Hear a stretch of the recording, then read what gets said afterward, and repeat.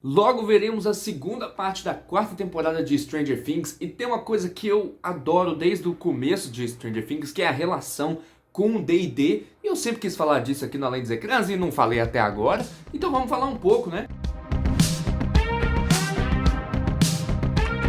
Então desde lá da primeira temporada eles surgem jogando D&D e apresentando monstros ali, e os monstros que eles encontram eles dão os nomes dos monstros que existem em D&D. Mas aqui então eu vou te contar o que são esses monstros de verdade ali em Dungeons and Dragons, porque eles não se parecem tanto. Eu acho que com o tempo foram se parecendo mais e mais até chegar no Rei Vecna agora, que parece bem mais com o Vecna mesmo do jogo, e em comparação ao primeiro Demogorgon lá, que aí não tem nada a ver mesmo com o Demogorgon de D&D. E eu vou te contar isso baseado na quinta edição, que é a última edição de D&D que saiu. Não é a versão que eles jogam lá, com certeza, porque eles estão lá em 1800, eles estão lá em 1980, nos anos 80. E naquela época lá só existiam as primeiras versões de D&D, de AD&D, né? Mas a quinta é a que eu gosto, é a que eu mais joguei na minha vida, é a mais recente, então é ela que eu vou usar e pronto, acabou. O vídeo é meu, se você não gostou, você comenta aí. Então vamos começar falando do Demogorgon, né? A criatura que eles morrem de medo quando eles estão ali na jogatina deles de D&D, lá na mesa, eles põem a miniatura do Demogorgon, que já é um pouco diferente da que a gente tem hoje, mas que depois quando eles veem a criatura lá com a cabeça de pétala de flor, que a maioria das pessoas que não conhecem D&D conhece como Demogorgon, aquela não tem nada a ver. O Demogorgon, pessoal, é um Lorde Demônio que vive no abismo, um dos planos do panteão de planos do multiverso. Vocês acham que multiverso surgiu com o MCU? Não, já existia há muito tempo em D&D, inclusive. No multiverso de D&D a gente tem o abismo, que é onde moram os demônios e existem infinitas camadas, não se sabe quantas camadas de abismo existe, e o Demogorgon habita uma delas, que é uma das camadas mais loucas, mais absurdas de todos. Tem dinossauro, outros demônios, insetos gigantes lá. E o negócio é pra ser caótico mesmo, porque o Demogorgon ele é meio que o caos personificado, ele é a personificação do caos. O bicho é a loucura pura e a loucura dele já começa na composição dele, né? Ele é meio que uma mistura de macaco com réptil, com mãos de tentáculos, com duas cabeças, né? Ele tem cabeças de babuíno, o corpo meio de macaco também, e aí vai ficando meio réptil das pernas para baixo, umas pernas meio de réptil, uma cauda que bifurca assim, meio de réptil também, e ele tem os braços de tentáculo, igual eu falei. Como eu falei, ele é um Lorde Demônio. Existem vários Lordes Demônios que moram no abismo, né? Eles estão sempre combatendo entre si, e o Demogorgon não é pouca bosta, não. Na verdade, ele é até considerado um dos mais fortes, se não o mais forte. Ele é o príncipe dos demônios, ele tem uma conquista aí que todo Lorde Demônio quer ter. E aí se a gente for falar da jogatina de D&D em si, e aqui eu até te pergunto se você conhece RPG de mesa, no caso Dungeons and Dragons. Se você não conhece, eu já falei um pouco sobre em outros vídeos, em outras lives. Eu tô sempre falando, se você quiser me perguntar mais sobre o que é, quiser que eu faça um vídeo explicando o que são RPGs de mesa, esses sistemas como Dungeons and Dragons, comenta aí, sei lá, mas assim, é um jogo de tabuleiro onde você usa menos coisas e mais a imaginação, né? Você usa mais o papel para anotar as coisas, o dado para as coisas serem um pouco na sorte também, tem aquele negocinho da sorte que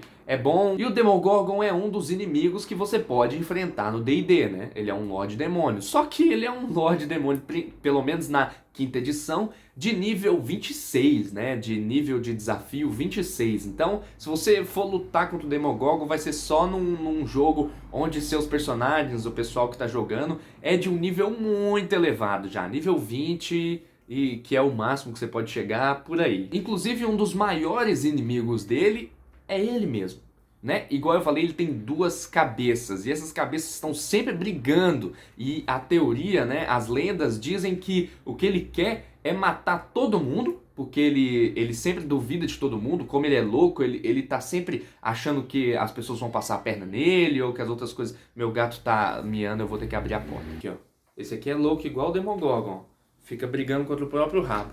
Então imagine-se que o rabo dele tortinho é uma das cabeças e essa é a outra cabeça. A lenda diz que, como ele tá sempre desconfiado, o que ele quer é matar todo mundo que existe no multiverso, e aí no final ele travaria uma briga contra ele mesmo, né? Uma cabeça contra a outra. É loucura, mas assim, no reino dele tem 2 torres, uma para cada cabeça. Os cultos, quem cultua ele, tem 2 cultos separados, um para cada cabeça. Eu não vou nem tentar falar o nome de cada cabeça, mas cada uma tem um nome. Mas é isso, gente. Basicamente, esse é o Demogorgon, que de muito pouco se assemelha ao Demogorgon da série. O próximo inimigo, então, que eles enfrentam são os Mind Flayers, né? Ou Devorador de Mentes, ou Illithids, né? Que, de novo, de nada assemelham, assim, fisicamente, mas agora sim já faz um pouco mais sentido a relação de um com o outro por causa de como os Illithids agem, né, consumindo cérebros, literalmente, e controlando as pessoas também.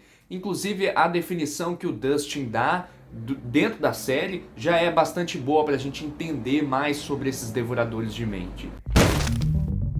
O Devorador de Mentes. E que merda é essa? É um monstro de uma dimensão desconhecida tão antigo que nem conhece seu verdadeiro lar. Ele escraviza raças de outras dimensões, dominando os cérebros delas com seus poderes psionicos avançados. Eles fazem isso porque eles se sentem superiores, né, às outras raças e querem se multiplicar, né? Seja em qualquer dimensão, em qualquer lugar, eles querem se multiplicar. Então eles usam das outras raças para fazer isso. Diferente daquela monstruosidade da série, eles são umas criaturas um pouco mais assim, humanoides, com cabeças assim, que tem aquelas barbas de tentáculo, igual do Davy Jones do Piratas do Caribe, sabe? Eles são bem esguios, têm uns dedões assim bem grandes e se vestem conforme mais ou menos ali a proximidade da comunidade onde eles estão. E eles são devoradores de mente mesmo, eles comem o cérebro das vítimas deles. Então às vezes eles vão controlar as outras raças só pra isso mesmo, mas às vezes é pra escravizar mesmo, pra elas fazerem trabalhos pra eles, ou também até pra eles se reproduzirem.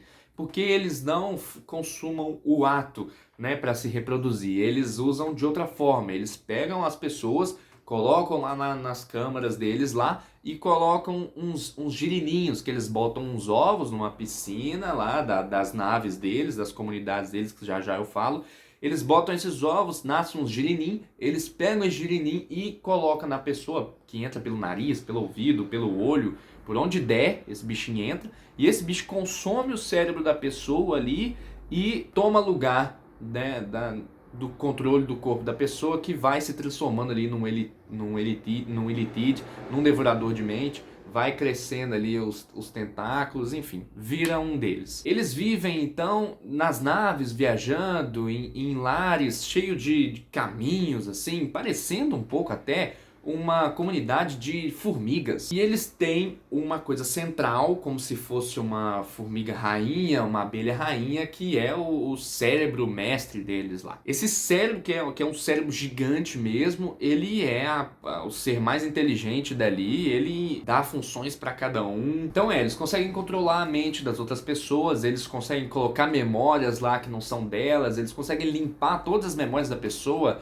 podem fazer a pessoa ficar parecendo um zumbizão. Eles podem manipular do jeito que quiserem. Eles são criaturas bem inteligentes e ainda por cima tem esses poderes psíquicos aí que eu já comentei. E na pegada então de Stranger Things de trazer aí os monstros mais famosos de D&D, eles trazem então nessa última temporada Vecna, né? E agora sim eu acho que é um dos mais parecidos, pelo menos fisicamente, com o Vecna de D&D. Vecna é um Lich. Lich você pode conhecer talvez do desenho Hora de Aventura. Se você já viu, você sabe do que eu tô falando. E é basicamente aquilo mesmo. O Lich é um mago muito poderoso que vai desenvolvendo-se na magia, principalmente em questão de necromancia, né? Magia com os mortos. E é um mago que começa a ter a ambição de querer viver para sempre, né? De se tornar imortal. E Vecna foi um desses que conseguiu se tornar imortal. E aí ele se torna um Lich com essa aparência medonha aí de um ser meio morto-vivo. No começo de D&D, na época mais ou menos aí dos meninos, Vecna só existia como 2 itens que estão em D&D até hoje, que são itens super famosos, itens mágicos que você pode usar dentro do jogo, que são o olho e a mão de Vecna. São 2 itens super poderosos que você, para usar, você tem que colocar no lugar dos seus próprios membros. Então, se você quer usar a mão de Vecna, você tem que cortar fora a sua mão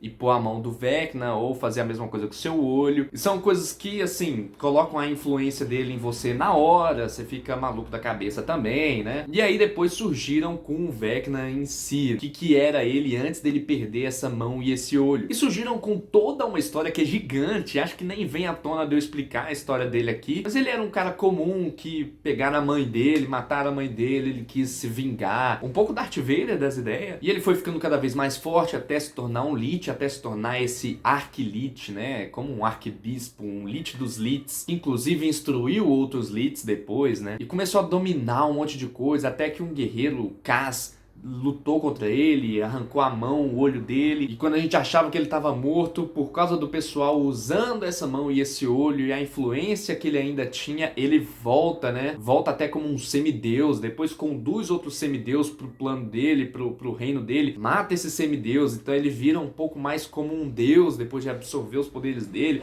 Então, tipo assim, é uma história gigantesca em que todo o multiverso, no fim, tem que se juntar pra conseguir derrotar a Vecna de vez. O bicho é poderoso. E agora ele aí no Stranger Things, a gente já vê que o bicho também aí é poderoso e é muito legal ver um Lich, algo bem parecido com o Lich aí nessa série. E poxa, eu adoro a influência que D&D tem nessa série, porque eu amo D&D. De novo, se você quer saber mais sobre D&D, RPGs de mesa, a gente fez um podcast, se eu não me engano tá gravado, tá? Lá no Spotify, que a gente fez com nossos amigos do Um Eventual Ocultismo.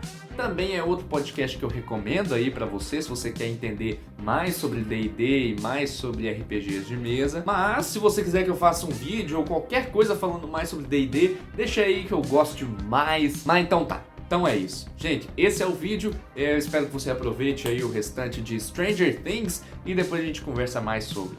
Abraço!